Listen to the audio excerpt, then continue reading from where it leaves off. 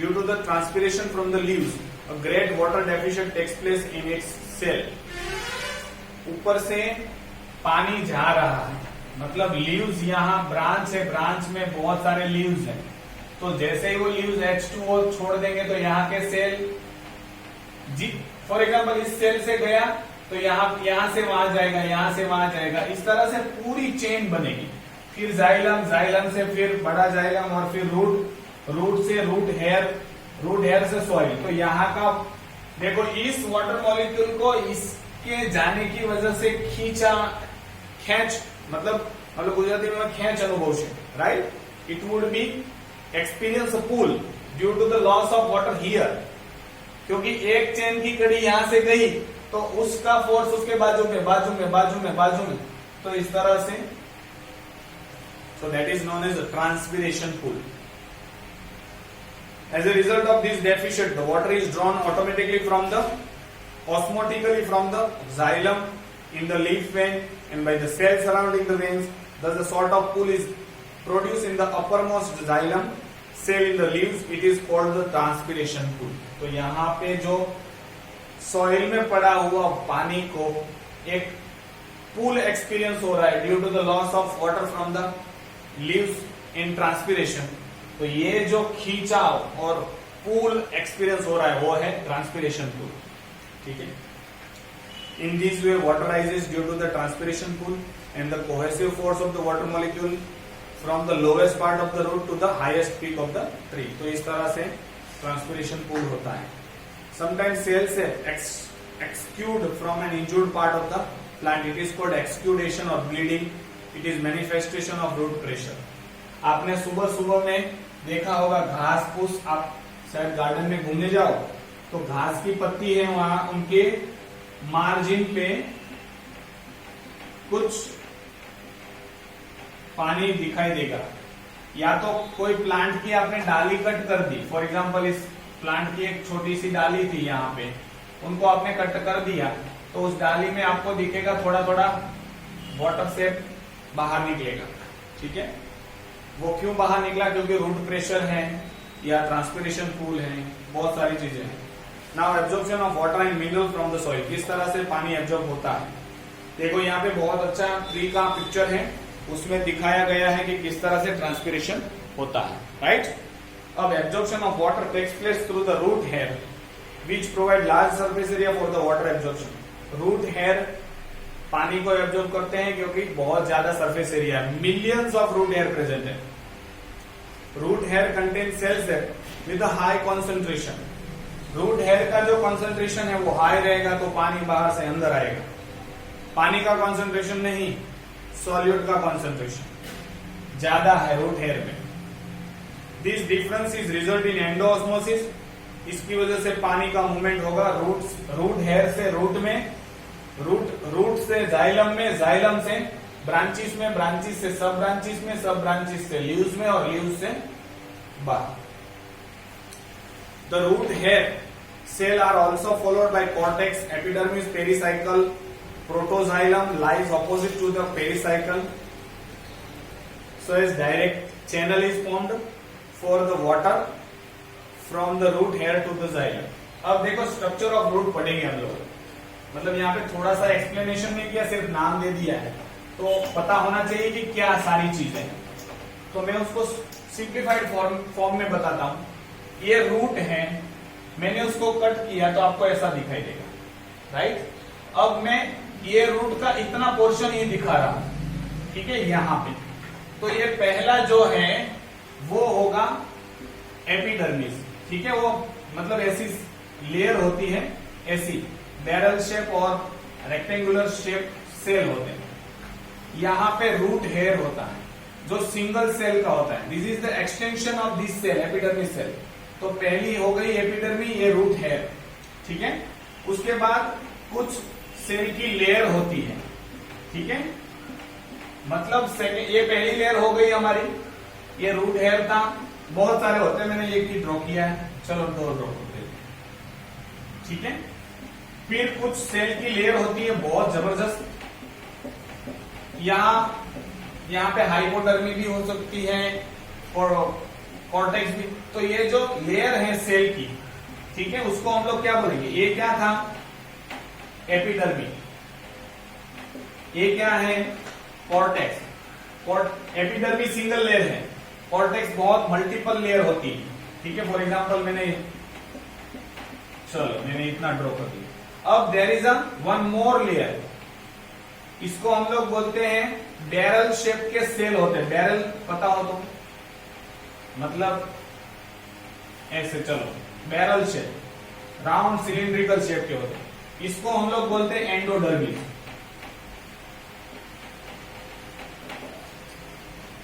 अब देखो एंडोडर्मिस में, एंडोडर्मिस के बाद पेरिसाइकल, जो भी रीजन है, फॉर एग्जांपल ये था, थोड़ा कलर चेंज करना पड़ेगा आपके लिए, ये छोटा सा। तो पहली एपिडर्मिस रूट हेयर वाला, फिर ये जो ब्लू कलर का मैं बोल रहा हूं यहां पे, वो मैंने कॉर्टेक्स ड्रॉ किया है। ब्लू कलर के बाद एक रेड लाइन में जो दिखा रहा हूं, दैट इज एंडोडर्मी। ये वाली, जैसे ही ये वाली जो स्ट्रिप है, मैं उसको एंडोडर्मिस बोलता हूं, ठीक है, एंडोडर्मिस।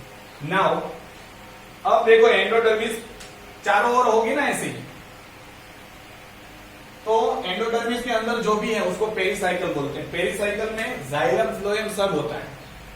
अब प्रोटोजाइलम बोला है, मतलब आपको जाइलम एक, फिर उससे बड़ा, फिर उससे बड़ा, ऐसे जाइलम होते हैं, ठीक है। ये क्या सब होता है बाद में हम लोग अगर हायर स्टैंडर्ड में है तो पढ़ना, अभी इसको सिर्फ समझ लो, ठीक है। तो ये प्रोटोजाइलम है, फिर ये सेकेंडरी सब जाइलम होते हैं, ठीक है, मेटाजाइलम सब। तो यहाँ पे एंडोडर्मिस है, पेरिसाइकल, पेरिसाइकल के अंदर जाइलम है, जाइलम के बाजू में बाद में फ्लोएम चालू होता है, या तो बीच में भी फ्लोएम हो सकता है, डिपेंड्स कौन से टाइप का, मोनोकॉट से का डाइकॉट से। अब देखो जाइलम तक पानी पहुंचने के दो रास्ते हैं, एक आड़ा रास्ता जिसको एपोप्लास्ट बोलते हैं। देखो एपो ए से चालू होता है, आड़ा रास्ता, और सिंप्लास्ट मतलब सीधा रास्ता। तो आपको पता है रूट में एपोप्लास्ट रेड पेन से दिखा रहा हूं, यहां पे सेल वॉल होती है, तो सेल वॉल के मार्जिन के थ्रू पानी जाएगा और बीच में इंट्रासेल्यूलर स्पेस की जगह पे जाएगा, और फाइनली एंडोडर्मिस के इस सेल में आएगा और सेल के अंदर जाएगा, सेल के अंदर से फिर जाइलम में जाने वाला है, ठीक है। देखो दूसरी एंडोडर्मिस की कुछ खासियत बता देता हूं। Endodermis are lined by Casparian strip. Casparian strip क्या होता है? ये इम्परवियस टू द वाटर, पानी को अंदर नहीं आने देगा, ऐसी स्ट्रिप होती है। ये स्ट्रिप जो मैं ब्लू ड्रॉ कर रहा हूं, इसको हम लोग बोलते हैं कैस्पेरियन स्ट्रिप। इसका केमिकल नेचर होता है सुबेरिन, सुबेराइज्ड या सुबेरिन की बनी हुई होती है, मतलब पानी को अंदर नहीं आने देगी। सिर्फ जहां पे जाइलम है उसके सामने वाले सेल में कैस्पेरियन स्ट्रिप नहीं होती, इसको हम लोग पैसेज सेल बोलते हैं। तो ये जिसके एग्जैक्टली जाइलम के सामने वाले सेल जो भी है उसको पैसेज सेल बोलते हैं, पास सेल बोलते हैं, बहुत सारे नाम हैं।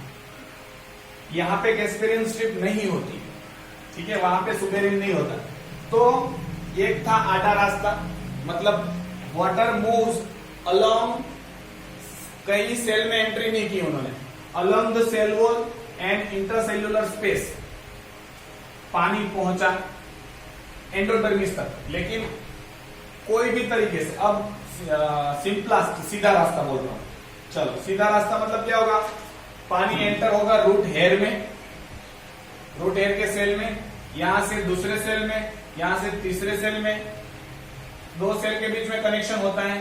तो इस तरह से पानी यहां, फिर यहां, फिर यहां, फिर यहां पे भी सेल नहीं है तो मैं ड्रॉ कर देता हूं, फिर यहां, फिर इस सेल में और फिर जाइलम में। तो ये सीधा रास्ता है। सीधा रास्ता मतलब through the intracellular cytoplasmic, cytoplasm से एक साइटोप्लाज्म से दूसरे साइटोप्लाज्म में, यहां से तीसरे में, there is a connection between two cell, दो सेल के बीच में कनेक्शन होता है जिनको हम लोग बोलते हैं प्लाज्मोडेस्मेटा, राइट। प्लाज्मोडेस्मेटा मतलब पाइपलाइन है। जैसे दो रूम के बीच में दरवाजा है, वैसे दो सेल के बीच में कनेक्शन होता है साइटोप्लाज्म का, उसको प्लाज्मोडेस्मेटा बोलते हैं। तो पानी अगर रूट हेयर में एंटर होता है, रूट हेयर से सेल में, सेल से दूसरे सेल में इस तरह से, तो सीधा रास्ता है थ्रू द सेल और जाइलम में पहुंच जाएगा।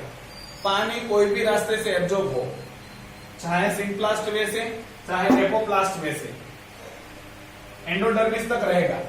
एंडोडर्मिस के सेल को उसको क्रॉस ही करना पड़ेगा, क्योंकि एंडोडर्मिस के सारे सेल कैस्पिरियन स्ट्रिप वाले से हैं और जाइलम के सामने वाला सेल ही विदाउट कैस्पिरियन स्ट्रिप है।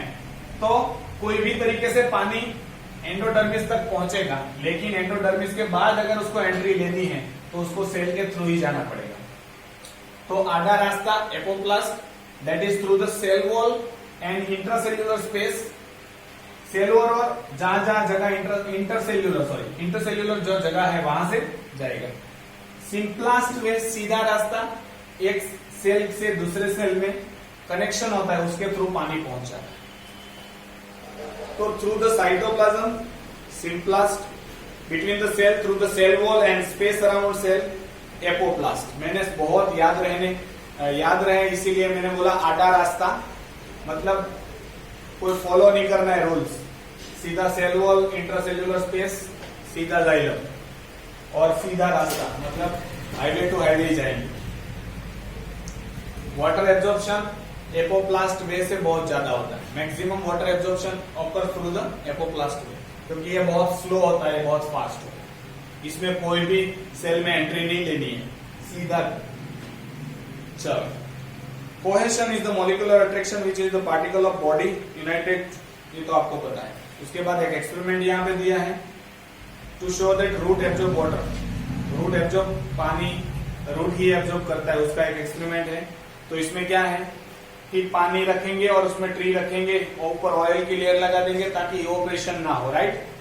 थोड़ी देर के बाद देखेंगे तो इसका पानी नीचे चला जाएगा, ये इतना का इतना ही रहेगा, क्योंकि इसमें वाटर ने एब्जॉर्ब पानी किया है। दूसरा है demonstration of the conduction of water through the xylem.